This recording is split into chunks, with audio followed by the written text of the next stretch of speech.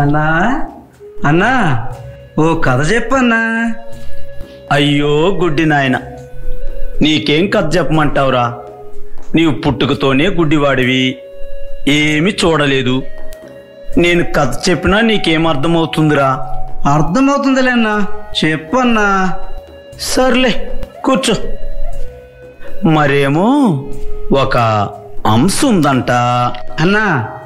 అనుమానం వచ్చింది. అనుమానం ఏంటి? హంస అంటే ఎటుంటుందన్నా? హంస అంటే తెల్లగా ఉంటుంది. తెల్లగా అంటే ఎటుంటుందన్నా?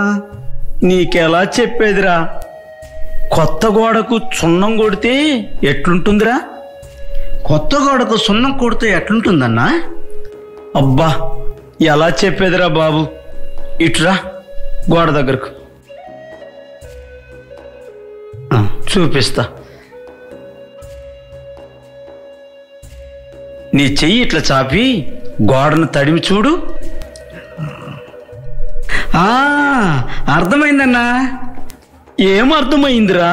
హంస అంటే ఇట్లుంటుందని అర్థమైంది. నీ మొహం అర్థమైంది. హంస అంటే గోడలో ఉండదురా బాబు. మరి ఎట్లుంటుందన్నా? అరే, నీకు నేను ఎలా చెప్పేది? నీ కన్నులు తెరవబడితేనే కానీ నీకు అర్థం కాదు.